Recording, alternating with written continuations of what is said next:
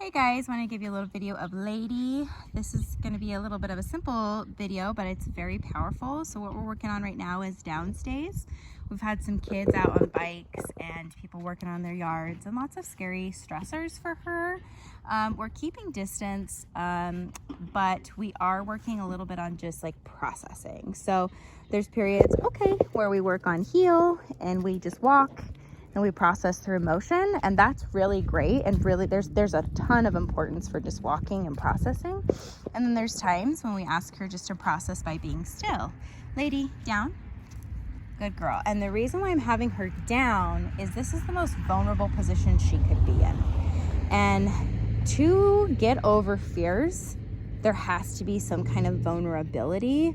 And so we do this in small doses. Good girl. When she looks at me, she's putting trust in me. And so I let her out of this command. When she's looking and she's kind of internally processing all of like she's looking around and she's not looking at me, she's processing a lot of stress, panting a little. I mean, it's warm outside, okay, but she's panting more due to stress and her tail's a little bit down and she's a little bit upset by people working out and about and just making her feel a little bit nervous. And this neighborhood can get kind of hopping when kids are out of school. And so we've had some bikers. We have this funny kid that rides his tractor. I hope he comes back again so I can show you. He's awesome.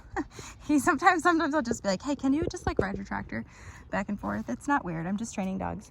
Lady, down. Good. So putting her in a more vulnerable position, asking this of her, is putting trust in us, allowing her to process. Now creating space is important. Like if there was a bike coming at her head on and she felt really threatened by that and she were to flee, what's going to happen is the stress and the fear, is going to feel bigger. And I don't want that. I want the fear to get smaller with her. It doesn't mean it's going to be gone completely. I just want the reactivity to be less and less. I want that flight response to go down and down, where she feels like she can conquer a lot more of this stuff. Lady, down. Very good. Good girl. So yeah, just having her process if she's nervous, cars, people. Good girl. She looks at me, she wins. And the reason why I let her out when she looks at me is because it's showing me that she's willing to focus on what I'm asking of her than to be in a self-preservation state. Okay, good girl. So that is a really big win for her when she looks at me when she's nervous. Good job, girl. Lady, down. Good. Very good. Okay. Good. She's doing awesome. Kind of a boring video, but it's important concepts because it's just, yeah, it's flooding, but more with exposure therapy, and we're focusing on behaviors, but flooding in a healthy way with skill sets and things like that. So she's doing good. Emily, get you a video of Lady. We are at City Creek and we are working on lots and lots of new stimulating things that make her nervous. So what I noticed is this makes her nervous when I walk on the grate because of the sound. The stroller makes her nervous because of the baby and the wheel and the baby crying, and then we have another dog. So yeah, let's go straight. So what I want to work on with her is finding things that make her nervous and work her through it by obedience. And so when people come up and want to say hi to her, I mean, we've talked about this in the past, I typically say no. Just a simple explanation is she's in training, and then just like moving on.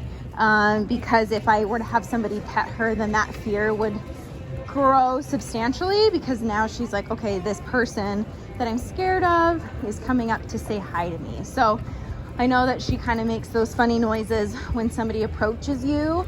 And so what we want to do is either put her in a sit or a down, heel, or a heel. She gets a little spooked and tries to go ahead, heel. Good girl. We slow her brain down and have her focus on one thing. So that's really important. She's nervous by people walking behind us and all these things that we've seen with her before. So we practice lots and lots of impulse control and be fair to her and conscious of what she's nervous by. And just being an advocate, but not enabling her. So one thing I'm going to show you is putting her in a down state up here. just gonna put her in a down stay over by this shade where there's lots more people and kids and things that are scary. Lady, down, down. I'm giving her a job to do and make sure that she does it. So as people come up and they're close to us, this is the Sky Bridge in City Creek. We're just processing a little bit of stress, but making sure that we're also, so I'm purposely kind of putting my body language where I'm a little bit blocking if somebody were to come up, but I also could call her away. So if somebody were to like come around the corner and be like, hi dog, and totally bend over and try to love on her, I can call her away from that situation. So I'm telling her that I'm in control of the situation and then just ask that person not to do that. Yeah, lots of really good things. This is a great exercise because they're coming around the corner and we can't see them, so it's a little bit more unpredictable. With fears, uncertainty makes them feel scarier, so that's probably why she struggles a little bit more with the tiny humans that come up and are a little bit unpredictable, and she is like, oh, I don't know, you are you might pull my tail or my ears or whatever, and those things could happen. But what we want to do, lady, come.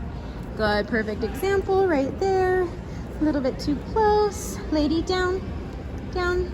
Good. So you didn't see it in the camera, but someone came up and just started to like look at her a little bit more, and it made her more nervous.